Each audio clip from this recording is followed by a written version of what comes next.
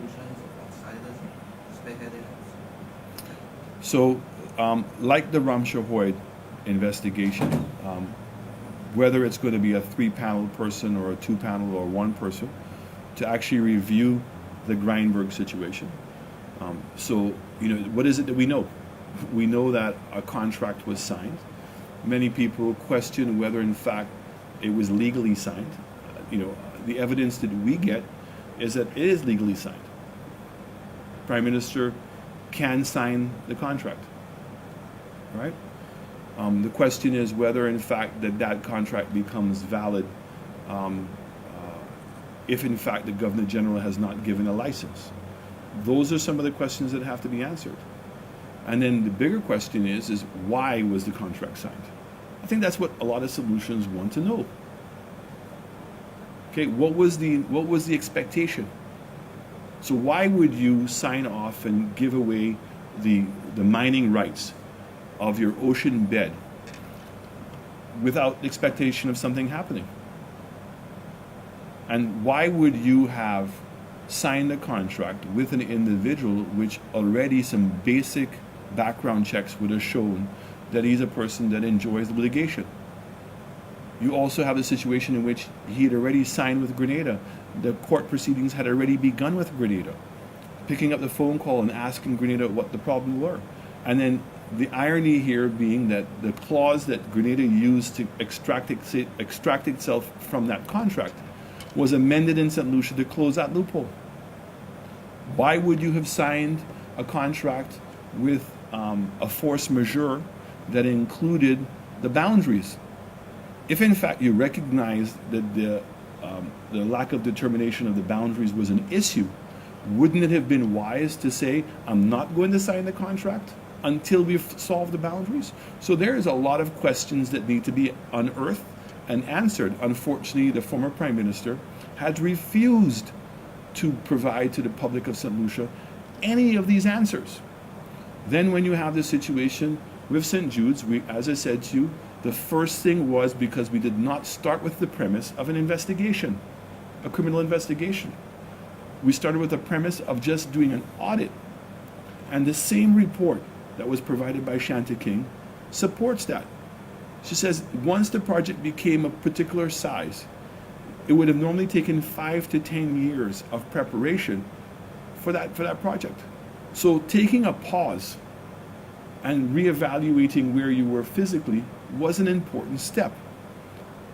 Once that report became available to us, and the contents of the report, which basically said that in order to make that physical facility workable as a hospital would take over $120 million and probably more than a year and a half, caused us to say, okay, given that, what are our options?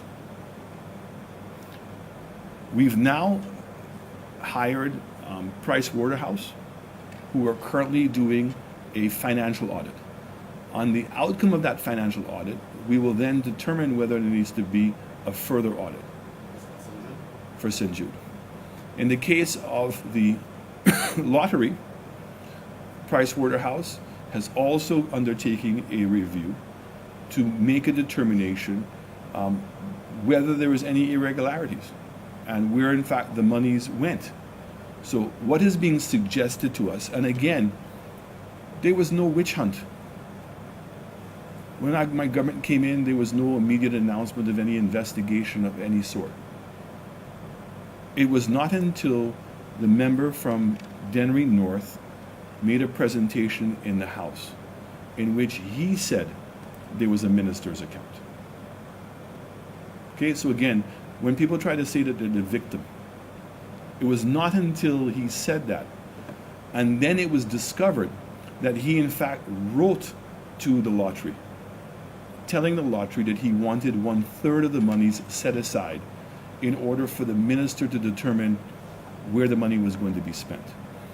Under further investigation was to see that instead of the board saying to the minister that he does not have the right to do that, the board argued whether in fact he wanted too much money. It was then further determined that he, the minister, was making the decisions as to which projects to fund. And it would also appear that he selected the contractors. It would also appear that the amount to be paid was also determined by the minister. And certainly preliminary information suggests that the board never did its job, because by law, the board of the lottery have a fiduciary responsibility to oversee the monies. So it should have been the board to question how much money was being spent, and then to determine whether in fact the money was spent correctly. So it seems that the board abdicated from its role. But once the investigation is completed by Price Waterhouse, we will have a much better understanding. If in fact action needs to be taken against anybody, it'll be on the basis of that information that we will do so. The other investigation that is taking place is in the Lindquist matter. So again, when I came in as Prime Minister, the Attorney General and the Cabinet Secretary, who were both the senior officers responsible for overseeing the investigation, neither one of them reported the investigation to me as Prime Minister.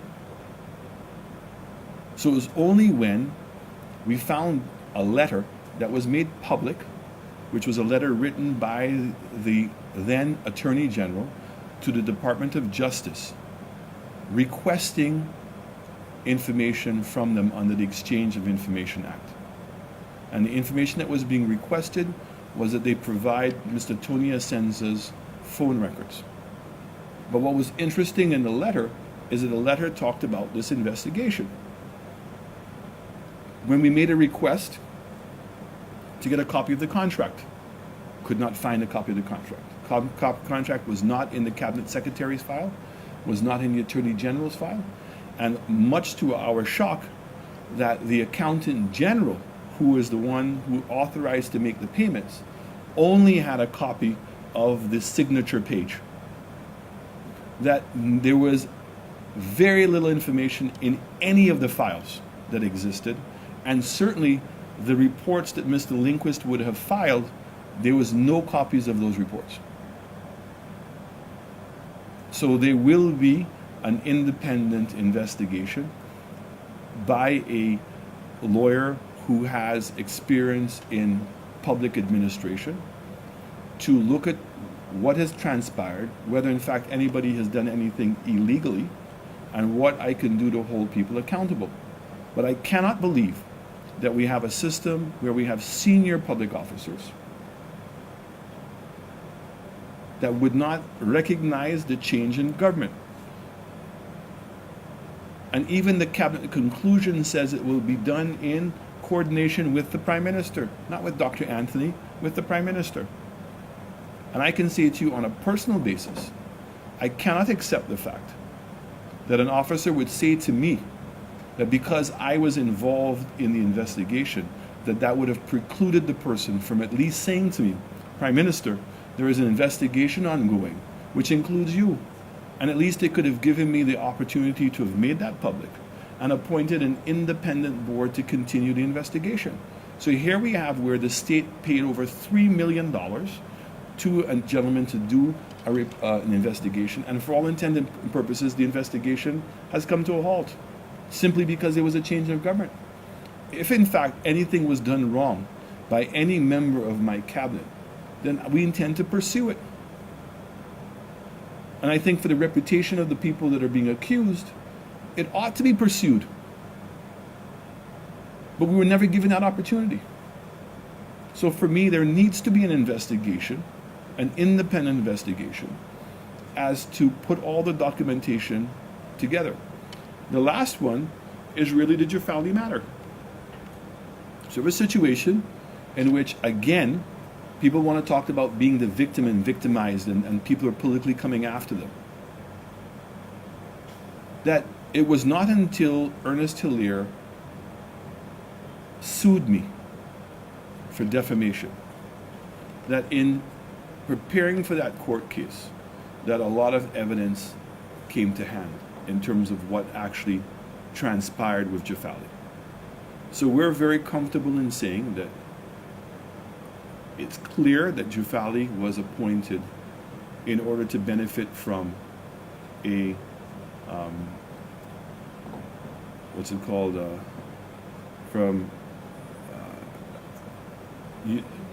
immunity. Okay? How do we know that? Well, he was originally appointed as the deputy ambassador, because Ernest Hilaire had only recently been appointed as the ambassador to the IMO. In fact, in January of 2014. 3 months later, he was taken out, and Dr. Juffali was made the ambassador. Dr. Juffali had no experience in maritime affairs. In fact, the area in which the former government said Dr. Juffali was going to help us was in health. He never attended any meetings. We also discovered that Dr. Juffali, in addition to getting the immunity, also bought vehicles. He bought a Rolls Royce for himself, and he bought a Maserati for his wife, which meant that he saved thousands of dollars in tax payments. And also that his staff members also received diplomatic passports.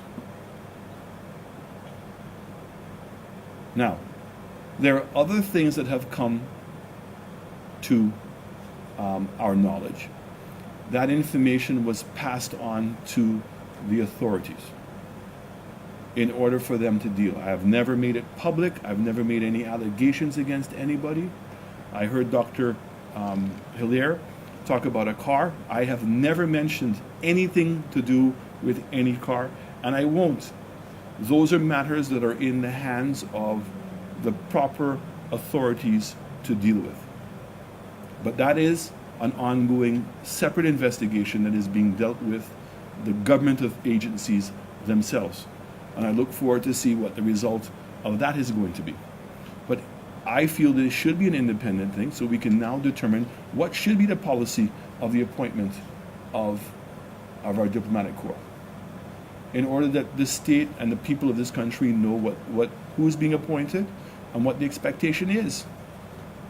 Because clearly at this point, I don't think that I know, I don't think anybody else in Solution knows, how did we benefit from Dr. Juffali's appointment? Where is the evidence, tangible evidence that we've received anything? So the question becomes, why would he have been appointed? Why would he have gotten so many perks? And what's in it for the state? So those are the investigations that are taking place. The people who are doing those investigations are separate and apart. And as I said to you, in the case of the public servants and the Lindquist, we're in the process of appointing somebody to be able to carry out that investigation. I have written to those officers. I have received correspondence from them, and we are now following up directly with them as well. But I think it's very clear that I'm very disturbed. And I think all solutions should be disturbed as to what has transpired. But again, here's another example where an investigation was taking place, and it's only after the Labour Party has left office that we're finding out about it. I don't think anybody knew who Bob Lindquist was, or even knew that there was an investigation into anyone. And I can certainly say to you that anybody who understands SLASPA, that would read the letter that was written by the Attorney General to the Department of Justice, would have to scratch their head. Because SLASPA is a board. It's its own entity. So to suggest that Minister Joseph would have threatened the then CEO, that he would lose his job if he did not cause A&M to be on the list, is absurd. Because the CEO doesn't even have a vote on the board. And the board is a prescribed board. The chairman of the board of SLASPA is always the director of finance. The deputy chair is always the PS in communications and works. The Chamber of Commerce and shipping associations all get to appoint their own people. So it means that Guy Joseph would have had to be in cahoots with the entire SLASPA board in order to be able to facilitate that. He would have then had to turn around and convince the entire cabinet to be part of that collusion. So I don't think anybody can suggest that that's exactly what took place. So I again question the letter that was written by the AG to the Department of Justice that also suggested that Guy Joseph was a person of interest. So other than what Lindquist was doing, we have found no evidence of any investigation by any of the other agencies in St. Lucia. And it has been confirmed that the Department of Justice in the U.S. has no ongoing or ever had an investigation into Guy Joseph. And it comes back to your point about the house. So when people want to now say things and suggest things when there's clear evidence against it. And not to belabor the point, but Guy Joseph brought a document to the house that showed that Dr. Anthony wrote a letter to Mr. Fede, who was in charge of the constituency programs, that said, before you approve any projects in an opposition seat, I want to know and must have my approval. And for Dr. Anthony to react to say, and what is wrong with that, clearly tells you the problem. And so we will continue to do the things in the right way. I'm very proud of the fact that when I met with Mr. Tea King, I publicized it. When I signed agreements with him, I did it in front of everyone. I didn't hide anything. Everybody has physically seen Mr. King. You've had the media have had an opportunity to speak to him. Who knows who Robert Ainsworth is? Who here in St. Lucia has heard his name prior to us reading the letter? And here's a man in which the former government was going to allow to buy 3,000 acres of land in St. Lucia, and who gave them all kinds of incentives. And nobody in St. Lucia who knows who the person is. And even after you know who the person is today, and if you were to go online